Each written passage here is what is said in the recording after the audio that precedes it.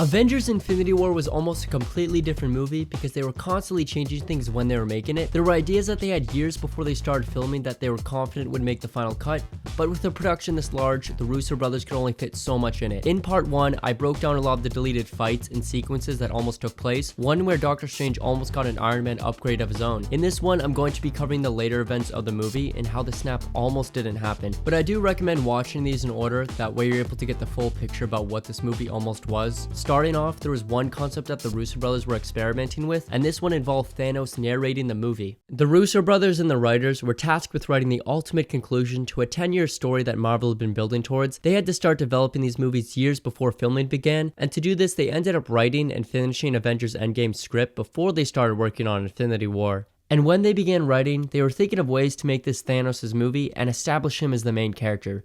We know they wanted to include flashbacks of Thanos' life on Titan and how those events molded him into the character he is today. And one of the early ideas they even had when they started writing Infinity War was to give it the theme of a gangster movie and have parts of it be narrated by Thanos. This concept was called the Thanos Gangster Movie, and it would have given us a movie filled with dialogue in which Thanos spoke directly to the audience, sharing his thoughts and allowing us to get to know his character more deeply. So imagine Infinity War with the tone of a gangster movie like Goodfellas, with a lot of narration where Thanos introduces himself and his views on overpopulation. From what they shared, it doesn't sound like it would have massively changed the movie's events, but it would have significantly impacted the overall structure. The Russo brothers realized that it just wasn't working, and they ended up abandoning it because the narration could get very repetitive. If they continued to pursue the gangster tone, we probably would have gotten a lot more iconic Thanos quotes. In the end, they pivoted to the smash and grab stone heist storyline, where Thanos and the Black Order have to quickly get all the stones while the protectors aren't prepared. They also made some changes to Thanos' team to better adapt them from the comics, and gave them a different set of powers and abilities that best served the story. There was also a 5th member of the Black Order that's typically a part of it, which they ended up cutting, and that character being Supergiant. To quickly run through Supergiant's powers, but she was a telepath and could control people's minds. She also had the ability to fly. And from some of the early concept art, it does look like they considered having her in the movie. In this one piece of concept art that was meant to be showing a younger Thanos where he's assembling the Black Order, we can see a blue figure who's wearing a white robe. Just in case you thought this was Nebula, there's also another piece of concept art that shows her sneaking up on Thanos and spying on them, where she wanted to attack and assassinate Thanos. And we can see Nebula here on the right peeking over, and also on the far left we can see that blue figure wearing the robe. The Russo brothers were asked why Supergiant didn't make the final cut, and one of the reasons they gave is that this movie just had so many characters and it was hard to balance everything, and simply cutting the Black Order from 5 members to 4 made it a lot better. Another reason that I personally think is because her powers would have been things that we were already familiar with, and by introducing another telepath who has mind control, it feels very similar to the events of the first Avengers movie. The audience had seen that trick done before and it would have just gotten boring. We were also meant to get some backstory scenes on the members of the Black Order that would have been diving through the origins of each and one of them and how they joined Thanos. There's some concept art that lines up with a scene that we didn't see in the movie and takes place on a different planet, where we can see Proxima and Corvus taking out these other creatures in a very vicious and slimy gory battle. And in these backstory scenes, they were going to dive into the relationship between Corvus Glaive and Proxima Midnight. Once again, they just didn't have enough time to include these scenes, which is why they were scrapped. The only hint that they had to the relationship between these two characters is when Proxima had concern for Corvus after she was stabbed by Black Widow. Circling back to another member of the Black Order called Obsidian, they did change his name from the comics, which was originally Black Dwarf, and they also pivoted in a different direction from what he looked like in the comics, but they did experiment with bringing that version to life. In the battle at the beginning of the movie, we did see that he lost one of his hands because of Wong. One idea that was proposed was to give him a long blade attached to the area that was cut off, but instead they ended up giving him a prosthetic hand that had a blade attached to it. And then another interesting one, but instead of giving him the chain hammer that he used in the film, they were going to give him a rifle at one point. There's also another character who they almost gave a gun, one who definitely didn't need it, and that character being Thor. It could have been a placeholder weapon that they had in mind before they forged Stormbreaker, and then they ended up realizing that Thor wouldn't need a weapon for that portion at Nidavellir Lair. There aren't too many illustrations showing Thor with a gun, so it looks like it was a very early idea that they ended up scrapping. But another element they almost kept till the end of the movie was his eye patch, and even going further into Avengers Endgame, Thor was still going to be missing an eye. When they were developing this version of Thor, they labeled him as a space pirate because he was once a ruler and no longer belonged to a kingdom, and now he was on his own traveling through space trying to find a purpose. They wanted to differentiate this version of Thor from his previous appearances and make him look less royal and more scrappy. The eye patch definitely helped with the pirate aesthetic, but also removing his cape certainly helped enhance that. And here in this other image, we can see that Thor even had a ponytail at one point, a very different hairstyle choice that we'd never expect Thor to have. Here's another alternative look that they almost gave Ebony Maw, and it was a lot more comic book accurate. But let's just say that this one was not as visually appetizing. A truly terrifying face to look at. I think it would have been a lot more intimidating than the Squidward one that we got. And not just Ebony Maw, but also the rest of the Black Order was changed, as they had to adapt them from the comics, and sometimes they changed their visual look and also the powers that they had. For Proxima Midnight, they had to get rid of her helmet that she has in the comics and adapt it by using horns. The reason for removing the black helmet is that it was too similar to Hela. There was also a deleted scene that they included in the Blu-ray that showed us a longer conversation between Thanos and Gamora, where Thanos ended up using the Reality Stone to project a memory of a younger Gamora after she had just conquered a planet for Thanos. This scene isn't drastically different from what we got in the movie, but it does include more dialogue from Gamora sharing how connected she feels to the Guardians of the Galaxy and also her childhood with Thanos. And instead of walking over to the chamber where Gamora was hidden, Thanos ended up using the Space Stone to instantly teleport the two of them there. Here's some concept art of the two of them at a different version of Vormir, which has a completely different aesthetic from what we got in the movie. We only have about 3 different photos of this scene, but we can see that Red Skull was always meant to be the protector of the Soul Stone, and then Thanos, instead of dropping her off a cliff, seems to be dropping her into some hole. It's quite interesting compared to the dark and gloomy version we got, where this one is a lot more saturated and has a vibrant forest. It's almost like Alice in Wonderland. My guess is that this setting just didn't help them get the emotions that they were looking for, and seeing her body fall into a pit wouldn't have the same emotional impact as her hitting the ground off of a cliff. It's also unclear if this hole had a bottom, where opposed to Vormir, we could see her fall off the cliff and hit the ground and see her lifeless body there, knowing that she wasn't going to come back. And if you thought that was dark, well, they had a lot of different ideas on what to make Red Skull look like, and let me just tell you, he looked nothing like the version we had seen in the first Captain America. What ended up happening to Red Skull is that when he held the Tesseract, he got transported to Vormir, and he was given the opportunity to sacrifice something that he loved in order to gain the Soul Stone, and because he loved nothing but himself, he ended up jumping off the cliff and became the new protector of the Soul Stone. And the artists and writers had a lot of different ideas on how to transform him into a different being. This one here is just insane. If I had seen this before Infinity War, I would never have thought that this was Red Skull and thought it was the Demogorgon from Stranger Things. They heavily wanted to emphasize that Red Skull was gone and no longer existed, and that he just served as the protector of the Soul Stone. The writers for this movie also worked on Captain America the Winter Soldier, and since then, they have had this creative urge to bring back Red Skull, and when they were brainstorming on where the Soul Stone was going to be located, they realized that they could implement Red Skull into that picture. And while this was going to be a little bit of fan service, they wanted to bring back an old character and completely transform them and show what Vormir could do to people. Because something that these designs make clear is that the Red Skull we once knew at the end of the first Avenger is completely gone. He has since been corrupted by the stone after sacrificing himself, where there's a lot of different physical forms he was taken on and just displayed as a different creature entirely. And when they were developing the designs, they gave him a lot of different makeovers. This version here is quite interesting because it looks like his skull is no longer red and seems to be white, but it has this orange glow coming out of it, and we can see that he's holding the Soul Stone. I can see how this design could have confused people with Ghost Rider, and especially casual viewers. And for casual viewers, if they're going to introduce Ghost Rider down the line, having 2 orange skull figures could get confusing. And from looking at a lot of these, it was clear that they were steering in a lot darker directions in how to design this character. And then this one is just light years beyond what we got, where we can see Red Skull's red pigment is starting to decay, and he also has 4 arms. And there's so many different ways that they transform Red Skull that I just can't even fit it in this video. I believe this is a really good example of how many different versions and iterations the artists have to go through until they bring something to the screen. But eventually down the line, they realized that changing the design too much and making him unrecognizable would undermine the whole reasoning for bringing him back. The original actor who played Red Skull, Hugo Weaving, didn't also return, so they had to make it very clear that this was a past character. So they wanted to do everything for main viewers to recognize Red Skull from the first Avenger, which was to answer the question of what happened to Red Skull at the end of the first Avenger. For this movie, there was also a lot of anticipation on where the Soul Stone was located and who had it, as there were a lot of theories about where it was located in the universe.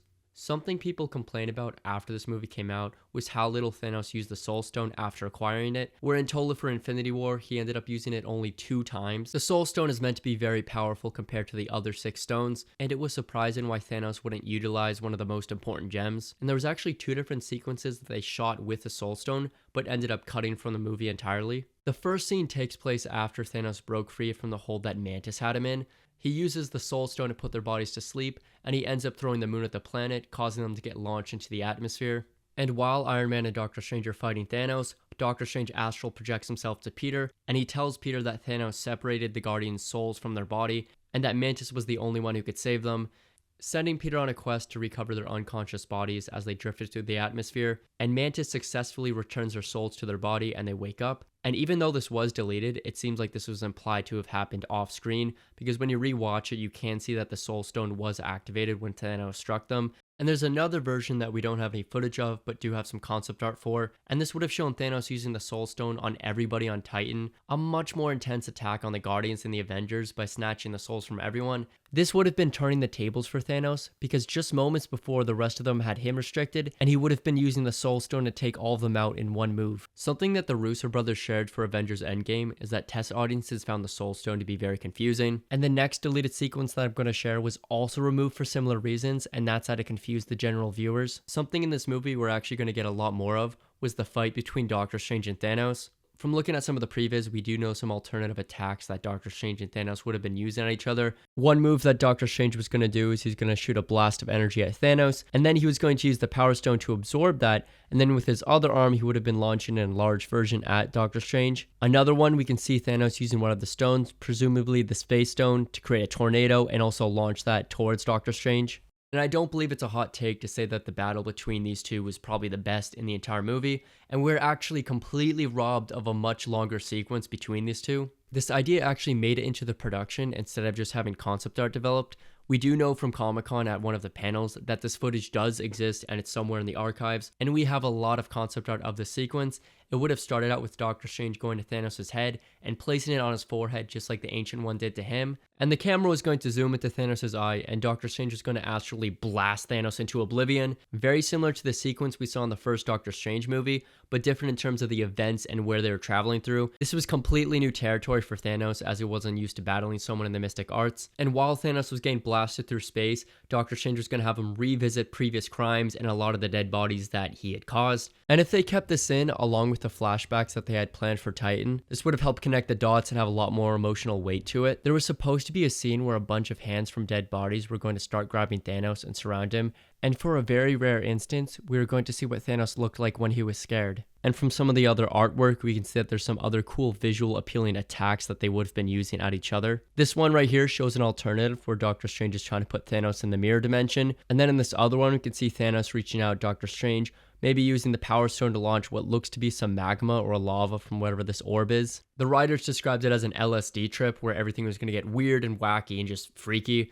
Here in this image we can see Thanos free falling, where a bunch of planets surrounding him seem to be warping into liquids and just different forms. But this battle was going to conclude with a very different ending, and that's that Doctor Strange was going to take him to the Living Tribunal. For those of you who aren't too familiar with this character, I'm just going to quickly give you the spark notes, but essentially he is like the Law and Order of the multiverse, and Doctor Strange was going to be bringing Thanos to him to answer for his crimes that he has committed. Now in the comics, Thanos was brought to the Living Tribunal and was declared innocent. It believed that Thanos snapping away half the universe was justified, and it was similar to natural selection, so he wasn't doing anything wrong. But what the writers said is that the Living Tribunal in this movie was going to declare him guilty. We don't know too much beyond why Thanos was going to be declared guilty and what would have happened to him. The reason why they cut out the Living Tribunal and this extended fight is because it got really confusing. He's a really powerful character, and by introducing someone with such powerful cosmic powers, it also made Thanos look small and like an ant compared to him, where his powers were superior to what Thanos could do with the Infinity Gauntlet. And what the writers also realized is that it was a fun idea to bring Thanos and Doctor Strange on this LSD trip, but it took away from the main fight and conflict that was going on in this movie. And keep in mind, after this, there's going to be another long battle between Thanos and Iron Man. So similar to the Iron Mage idea that they ended up scrapping, where they wanted to prioritize Iron Man, it also reduced the amount of back-to-back constant fighting. We almost got a Nick Fury appearance in this movie before the end credit scene. The concept art seems to show an alternative version of the Secret Avengers helping rescue Vision, where we can see Captain America in his uniform with Vision going up against Corvus Glaive. He was noticeably absent from the movie, and it seems like they tried to include him.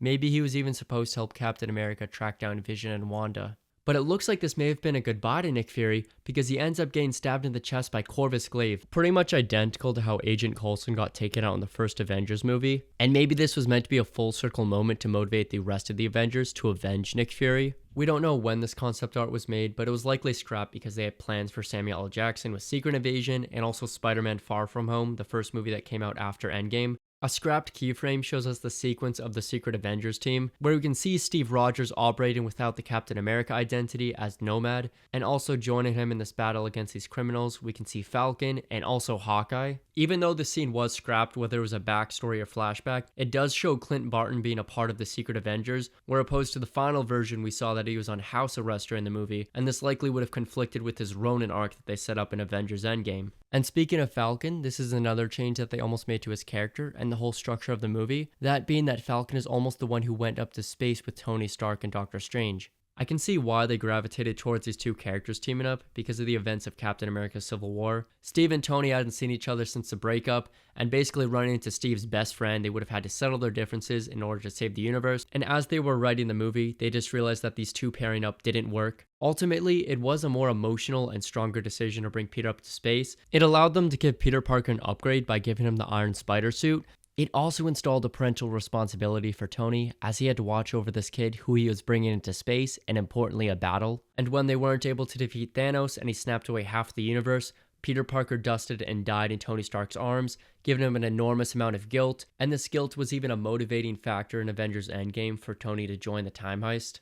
Stephen McFeely even said at one point they tried having the reunion between Steve Rogers and Tony Stark at the beginning of Infinity War, and the Russo brothers have said that one of the main reasons that they lost is because the Avengers was divided, so by holding off on the reunion it helped strengthen the justification for why they won in Endgame. There's a keyframe that shows us Doctor Strange and Vision teaming up in the same battle against the Outriders, two characters who actually never ended up meeting, and we never saw Doctor Strange go up against the Outriders. And in the second illustration, we can see Thanos watching these events take place on a monitor, and he was able to replay these events because of the Outriders. A concept that they ended up abandoning is that there were going to be cameras embedded inside of the Outriders, which allowed Thanos and members of the Black Order to replay events and plan out strategic battle moves. The artists also spent a lot of time developing the Outriders and especially the designs of these characters, taking inspiration from the comics where they're genetically engineered aliens meant to serve Thanos and the Black Order. Now when they were developing these, they actually ran into a big issue, and that's that the Outriders look pretty similar to the Venom symbiotes. Right here in these illustrations, we can see that the early designs for the Outriders had more of a white and silver and black color scheme, opposed to the gold and black ones we saw. But with a first glance and when you're looking at it from far away, it does closely resemble a Venom symbiote outline. So it was definitely in Marvel's best interest that they made some changes to the Outriders to make it more clear and distinct that this was a different creature. Even when the first Infinity War trailer dropped, there was some confusion about people thinking that these were Venom symbiotes. And Marvel would not want to run into any issues with Sony because Venom is a Spider-Man character who they don't have the film rights to. And also a couple months after Infinity War, the first Venom movie was coming out. Now this one actually relates to Black Widow and is something that they had planned, but they ended up having to change it because of Spider-Man Homecoming. They thought about giving Black Widow an upgrade and a tiny gadget that she could wrap around her belt, and it was a mechanical spider that could detach. As we saw in the movie, this didn't make it, and that's because they ended up having to scrap it because of Spider-Man Homecoming, where in that movie, Peter's able to use a detachable spider that's embedded into his suit, and not only did this movie beat them in that race, but it was also a spider-themed gadget. Something also similar, but in Civil War, we also saw that Falcon had a new buddy, Red Wing. So they definitely wanted to stray away from giving everybody these tiny gadgets, and also hard to see where this would have fit into the film and if it would have even been useful when fighting against the Black Order. I also wanted to add this in just to clear up some misinformation I've seen over the years, but I've seen people share this image here and claim that this was a scrapped vibranium suit that Tony Stark almost wore.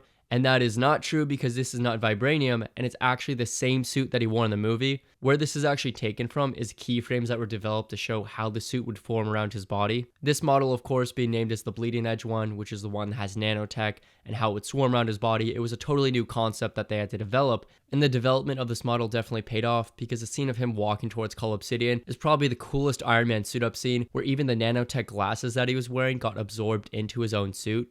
And to do this, they made an illustration showing all these different forms, and I can see how this may look like vibranium, but it is not. A major plot change that they almost made was having one of the main characters be completely absent until the final act of the movie, and that being that they wanted to have Captain America show up in the Battle of Wakanda. Again, they still want to play into the events of Captain America Civil War, where Steve Rogers ends up going on the run and taking on the mantle of Nomad. so he wasn't even going to be around to help save Vision and Wanda, and was going to show up in the final 20 minutes of the movie. Yes, the final 20 minutes. Cap's entrance was going to be right here at this section that I'm playing right now, where he ends up tackling Corvus Glaive in front of Vision. And it wasn't until they were urged by the higher-ups and Kevin Feige that they needed to include more Cap in the movie, and then they decided to bump him up, which is how we ended up getting the scene of Captain America and the Secret Avengers rescuing Vision and Wanda. And here in this image, we can actually see Steve Rogers wearing his Captain America suit, along with carrying the shield that he dropped in Civil War, showing us that this idea was conceived at an earlier point, before Steve Rogers would eventually abandon the mantle of Captain America and take on Nomad. Plot-wise, it does make sense why they'd want to make this change to Steve Rogers and show that there were some lasting effects because of Civil War. But financially, this would have been a disaster, because apparently for Infinity War, Chris Evans got paid $15 million, and the same for Avengers Endgame. So if you're going to pay an actor $15 million for 20 to 30 minutes of screen time, it just would have been crazy. That's getting pretty close to Robert Downey Jr. numbers for Spider-Man Homecoming. And this draft idea is eventually what led to Thor's grand entrance in Wakanda, because the Russo brothers wanted a main character to steal the show with their entrance. Alright, now this is a pretty big one, and I think some people are somewhat familiar with it, or they heard a little bit about it, and that's that Hulk was actually supposed to show up in the end of the movie in the Battle of Wakanda. Now this one actually goes beyond concept art too, because they actually shot it and were really close to including this into the movie, but it was a last minute cut that they decided to scrap because they felt that didn't help out the plot. The scene was going to take place while Bruce was going up against Cull Obsidian in the river, and as these two were fighting, Bruce was having an argument with Hulk about not showing up, and it got pretty emotional between the two of them, and then they end up figuring it out. And similar to the beginning of the movie where we ended up seeing Hulk yelling at Banner, these two would be bantering with each other while in the suit fighting Cull Obsidian, and the two were really going to get into it, and this argument would have been emotional, where Hulk ended up thinking that Banner didn't love him, and then Banner had to prove that he did. We also were going to see Hulk's face inside of the Hulkbuster, similar to what we saw in the beginning of the movie. And after the two were done arguing, they settled on a plan, that being when Cull Obsidian was done attacking them and starts walking away, they were going to shoot him with the blaster as he tries to climb up the hill, and when he comes in to lay another strike, Hulk was going to burst out of the suit and grab his arm. Only this time it wasn't just Hulk, and it was also Banner controlling the Hulk's body, and Hulk would start smashing Cull Obsidian, and then instead of putting the Hulkbuster arm on Cull Obsidian, it was going to be the boot, then they press it and it would get launched into the sky and blow up, very similar to what we saw. Then there was another scene that they shot that showed us Falcon and Black Widow walking through the Wakandan forest to stumble upon a Hulk. And Natasha thinks it's just the Hulk, and she walks over to do the sun's getting real low, big guy. Hey, big guy. Hello, Nat. Chris. That's okay. We worked it out. In fact, I'd say it's gone from worst case scenario to, well, I don't know if it's best case, but at least it feels very, very manageable. I hear it too. So to be specific, but a couple of months before Infinity War officially released, it was included in that cut, but after running some test screenings to audiences, they found that people didn't like it, and they ended up scrapping it. Of course, hardcore Marvel fans would have loved to see Hulk, but for casual moviegoers, they didn't understand what was happening, why they could hear Bruce Banner's voice instead of Hulk, and then also another reason is they said that the story beats just didn't line up. They also didn't want to have a small victory overshadow the huge loss that was about to happen, because exactly 8 minutes after the scene, Thanos was going to show up in Wakanda to collect the Mind Stone and snap away half of the universe. They wanted the main conversation for viewers to be how they saw their favorite heroes get snapped away by Thanos, and not that Hulk and Bruce Banner had figured it out. And by taking Hulk out of the picture, it helped emphasize how divided the Avengers were, giving more reasoning for why they lost. They even made some toys for the scene that they intended to have in the movie. The toys ended up using the concept art that I'm showing you right here, where we can see Cull Obsidian and Hulk in a different location. Marvel typically starts designing their toys a year in advance, and when the Russo brothers realized that they were going to cut this from the movie, it was far too late because they'd already shipped out the models to stores. But it ended up working in Marvel's favor because it deceived fans and made them expect Hulk to show up in Wakanda. And of course, the big climax and conclusion to Avengers Infinity War was Thanos collecting all 6 stones and snapping away half of the universe. They almost planned for Thanos not to snap his fingers at the end of the movie, and they wanted to save that for Avengers Endgame. And then that Thanos would be snapping his fingers at the end of the first act of Avengers Endgame. And the reason why they decided to push it back is because they thought they didn't have enough time to include the snap. As you've seen throughout this video, there were so many other scenes that they wanted to have, so many extra scenes and sequences that they didn't think they had enough time to properly include the snap.